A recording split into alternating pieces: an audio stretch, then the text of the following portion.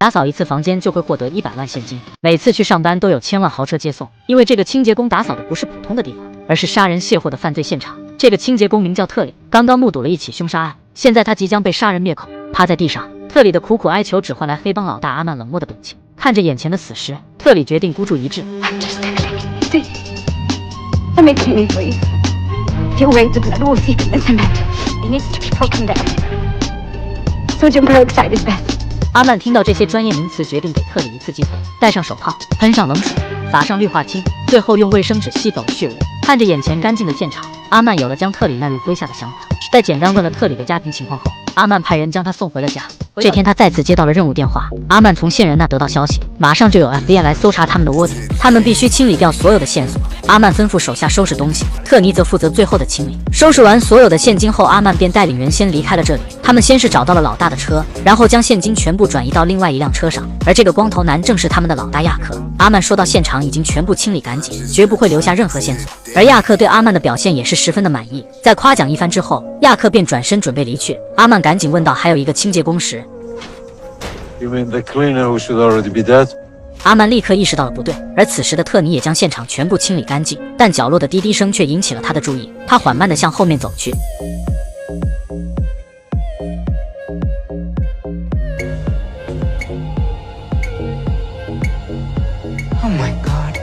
见到炸弹的他拔腿便向外跑去，而此时的阿曼也一路狂飙地往回赶。跑到门口的特尼发现门已经被反锁了，他直接拿起灭火器一顿狂砸。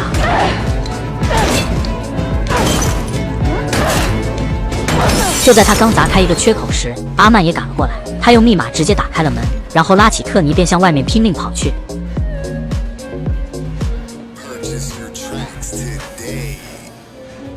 就在此时倒计时结束，炸弹的冲击波直接将两人崩了出来。在阿曼的保护下，特尼并无大碍，反而是他的大腿被玻璃击中，不停地往外渗血。后面跑来的小弟准备带他去医院，但却被特尼拦了下来。如果现在不能止血，等到了医生那里，阿曼的腿肯定是保不住了。在得到阿曼的同意之后，特尼开始利用火机加热匕首，然后把酒直接倒在伤口上消毒，最后直接将烫热的匕首按到了伤口处。随着一股烤肉味冒出，伤口的血也被止住了。就在几人刚离开， FBI 的车便包围了这里。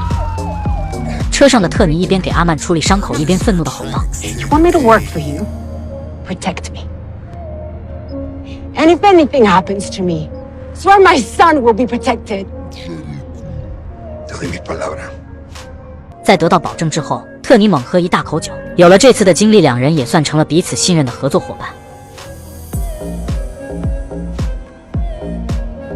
而有了这赚钱的生意，特尼也给儿子重新弄了一个室外的隔离舱，这也是自从得病之后儿子玩得最开心的一次了。此时的那个手机再次响起，特尼知道自己又要开始工作了，他拎起自己的清理工具走了出去。没一会，阿曼安排的车也来到了他家门口，而他却不知道自己的一举一动都被旁边的 FBI 探员看在眼里。此时的特尼虽然已经是日入百万，但为了掩人耳目，还是正常的做着普通保洁工作。而这天，一个男人抱着孩子找到了他，希望可以帮忙抱一下孩子。而这个男人正是监视特尼的探员米勒。在确定周围安全后，他直接亮明了自己的身份。而米勒来这里的目的就是想通过特尼找到拳馆老板被杀案的线索。面对米勒的问题，特尼沉着冷静的都应付了过去。而另一边的阿曼正在进行一笔军火生意，对方对他的产品很是满意，但此时小弟却把他叫到了一边。小弟告诉他仓库的武器丢了一部分，这让阿曼很是苦恼。他把买家带到了办公室，说出了实情，但对方的老大却认为这是在耍自己。阿曼只能极力的解释这件事，并表示自己也不知情，希望对方能给自己几天时间。但此时对方老大直接掏出了手枪，眼看局势已经失控，阿曼只能想办法稳住对方的情绪，但对方一人却率先开枪，还好自己的小弟帮阿曼挡住了这一枪，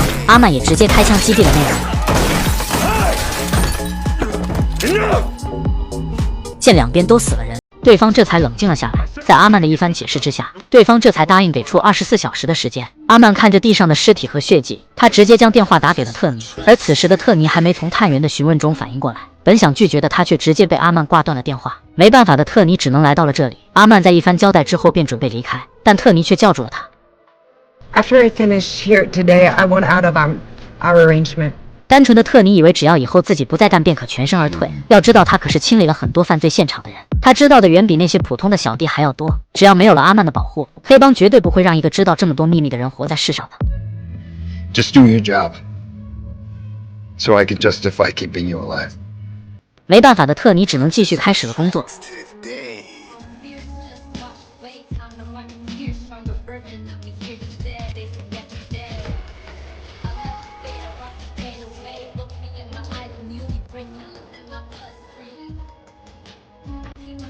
而就在他去送垃圾的时候，又看到了不该看的一幕，一个鬼鬼祟祟的男人突然冲了出来。他奇怪地看着这个男人，而他不知道的是，男人今天的举动会在未来救下自己一命。就在他收拾好准备离开时，突然收到小姑子的短信，他立马收拾东西赶了回去。原来那个叫米勒的探员抓住了他的小姑子，因为他们都是这里的黑户，只要被抓住就会被遣返。米勒想借此来威胁特尼，说出一些关于黑帮的线索，但此时特尼冲了进来。他告诉米勒自己已经把知道的事情都告诉他了，说完便拉着小姑子离开了这里。他知道 FBI 绝对不会因为这事大动干戈的去让移民局驱逐他们的。但刚松一口气的特尼又有了新的麻烦，看护儿子的侄女告诉他儿子突然病情加重了，女人日入百万，却无法带着重病的孩子前去医院救治，只因为他们是偷渡而来，一旦前往医院就意味着身份暴露，随时都会被移民局的人遣返。还好他曾经是个优秀的医生，很快便知道儿子需要的是什么药，于是他便打电话给私人诊所寻药，但这样的药只能在大医院弄到。但此时孩子的体温已经达到了102.6华氏度，他不敢再继续犹豫下去。在孩子和被遣返之间，他最终还是选择了孩子。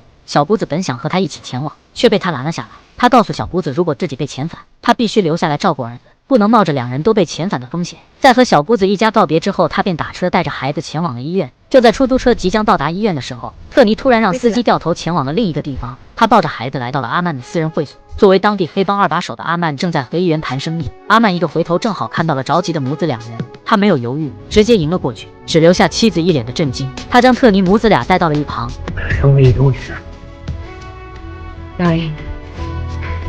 很快阿曼便抱着孩子走了出来，而两人坐进车里的场景都被一旁的 FBI 探员米勒拍了下来。很快阿曼便抱着小卢卡来到了帮会内部的医院里。特尼看着病房里的儿子，他开始怀疑自己当初带儿子来美国治疗白血病是否是对的，毕竟现在不但没找到新的骨髓捐赠者，还让孩子的病情不断加重。而阿曼也一直陪在特尼身边，但没一会老大便打电话叫走了阿曼，让他前往存放武器的仓库。医生这时也走了出来，他告诉特尼是白血病引发的并发症导致的，虽然现在已经没事了，但还是得尽快进行骨髓移植手术。而阿曼那边，老大正因为武器丢失发脾气，并指责阿曼居然把一个清洁工的儿子带到了自己的医院。 You have a soft spot for this woman.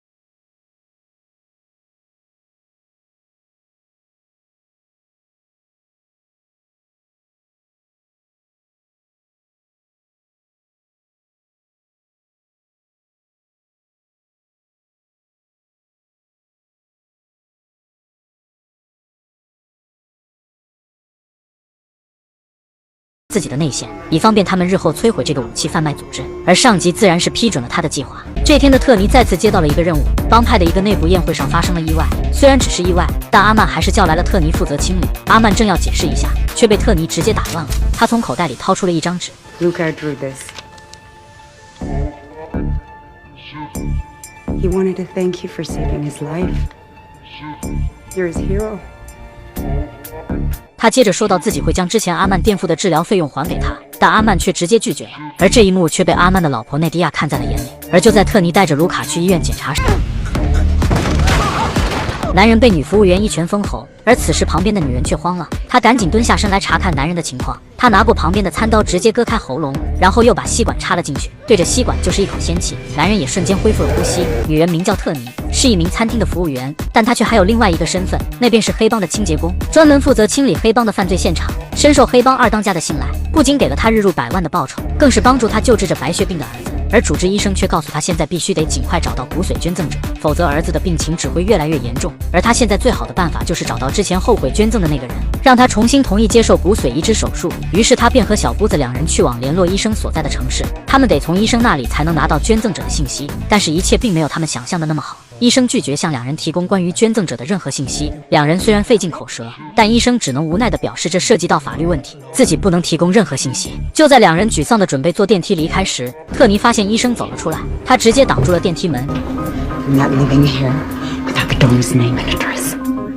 小姑子也立马明白了他的意思，两人立刻返回了医生的办公室。小姑子负责在外放风，特尼则是进去查找捐献者的信息。他仔细地翻找着每一条记录，起招呼。特尼也是再次来到了胖议员身边。Tony, a word, please.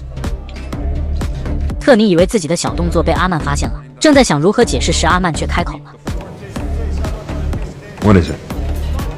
Lucas started his trial, didn't he? 特尼摇摇头，表示情况并不乐观，随即便将自己联系捐赠者和捐赠者开价1000万的事情告诉了阿曼。听到这里的阿曼顿时来了火气，并说到自己会找那人谈谈的。特尼本想阻拦他，毕竟他知道阿曼嘴里的谈谈是什么意思，但阿曼却表示自己最痛恨这种人了，自己一定要救下小卢卡。而此时的特尼在犹豫一番之后答应了下来。等到阿曼走后，特尼也陷入了纠结，一边是号称正义化身的美国警察，却一直在以儿子的生命作为要挟，而另一边臭名昭著的黑帮大哥却一直努力地拯救自己的儿子。谁是谁非，谁对谁错，特尼心里也有了答案。而另外一边的阿曼装作买车找到了乔，乔看着阿曼的气质，还以为遇到了大老板，津津乐道地向阿曼讲述着车辆的配置。谁知阿曼突然开口说道 I'll give you 10 grand For a down payment? for your bone marrow. Who the hell are you? Wrong answer. You want to try again? No. So stop wasting my time. Tell that woman to stay the hell away from me! 见对方软硬不吃，阿曼和手下也露出了会心的微笑。随着夜幕的降临，乔也完成了工作，准备下班。但因为白天阿曼的骚扰，此时的他的心情已经是糟透了。可突然，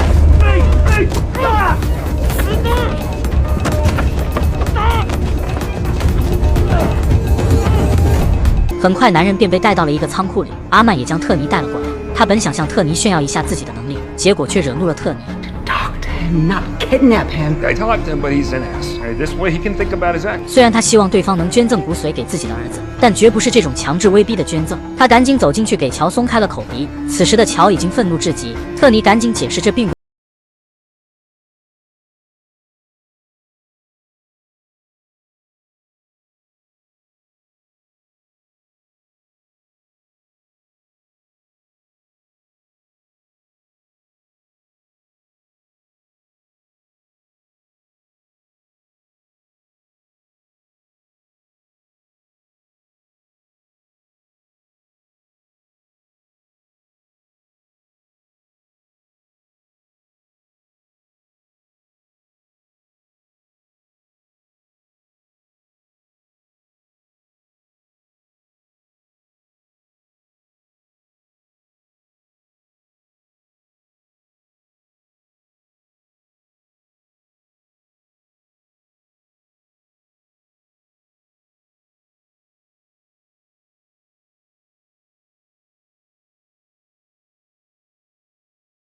妈唱着催眠曲才能入睡，特尼只能对着手机唱起了催眠曲。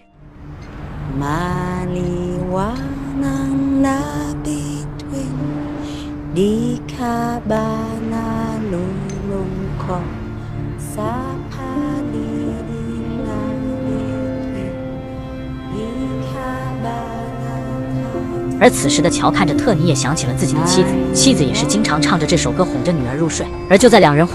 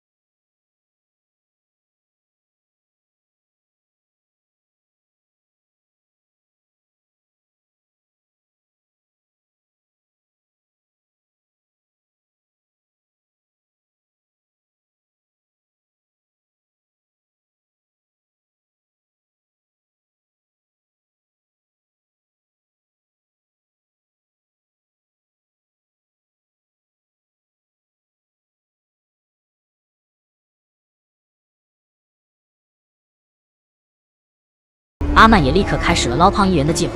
在胖议员结束探视往回走的时候，旁边的男人直接起身对着他的肩膀和肚子就是2刀。你没猜错，这就是阿曼的捞人方式，简单快捷还没有风险。米勒也接到了胖议员在狱中被人谋杀的消息，他瞬间暴怒了起来。在看到特尼掉落的那条项链后，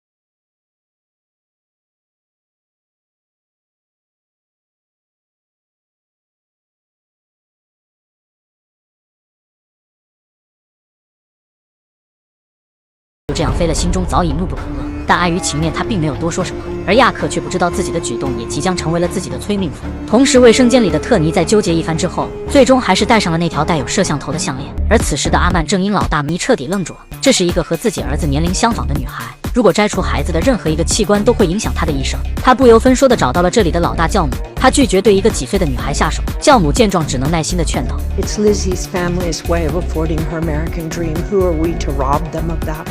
It was either this or leave her in one of the orphanages that service the cartels. At least this way they get to take care of their daughter. I won't do this. It's not right. We have an agreement. And if you walk out that door now, our deal is off. 但这些话还是无法打动特尼。他可以为儿子做出违背法律的事情，但绝不会变成一个毫无底线、丧心病狂的人。他直接摘掉手术帽，离开了这里。他非常沮丧地回到了家中，但自己的小姑子却显得异常兴奋。原来是自己的那个赌徒老公从菲律宾偷渡来到了这里。夫妻重逢本是让人高兴的事，但此时的特尼脸上却露出了担忧的神情。晚上，男人本想和特尼做些羞羞的事情，却被特尼拒绝了。原来，早在几年前，两人的夫妻关系就已是名存实亡了。丈夫因赌博差点害得她家破人亡，没办法的她才带着儿子偷渡到美国，边打工边为儿子治病。正在这时，阿曼给她打来了电话，很快她便推着保洁车来到了一个仓库里。原来就在半小时前，阿曼在这里除掉了出卖自己的小弟，而他叫来特尼就是为了清理现场。他先是熟练地戴上自己的橡胶手套，轻轻地在血水里撒上过氧化内粉末，为了防止血迹渗透的情况下，自己也没有办法申请搜查令。没办法的米勒再次找到了特尼，他知道只要交易完成，自己就再也抓不住阿曼的犯罪证据了。他故意将阿曼即将交易的信息传给了特尼，他知道特尼肯定会告诉阿曼的，这样阿曼就会停止交易，自己才有更多的时间去收集证据。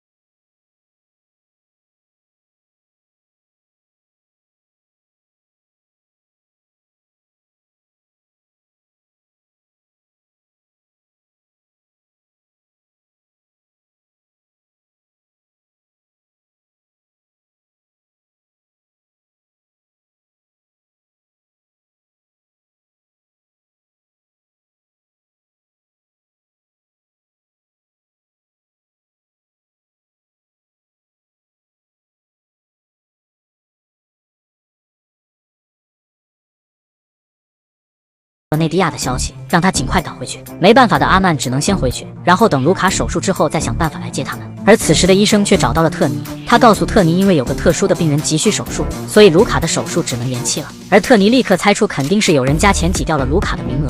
这让特尼瞬间暴怒了起来。但是这些也由不得他能决定的。而看着床上痛苦的儿子，他立刻有了一个好办法。他直接拿出一瓶红色药水倒了出来，紧接着卢卡的床边的监控器就警声大作，医生和护士也都赶了过来。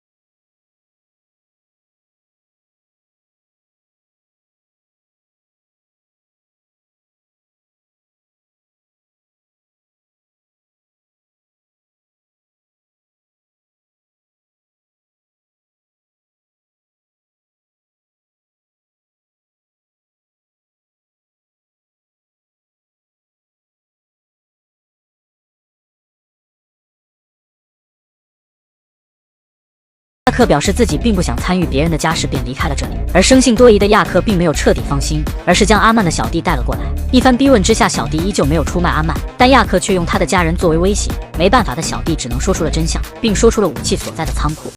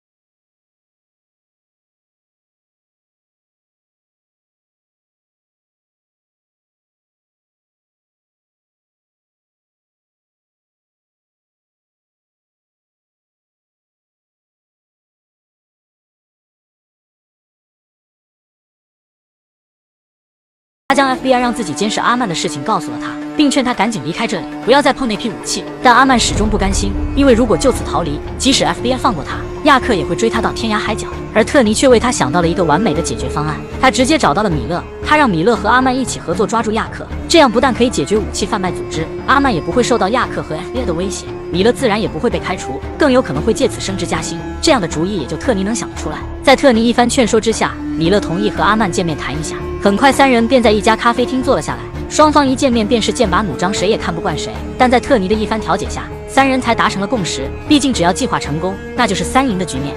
黑帮大佬需要逃脱别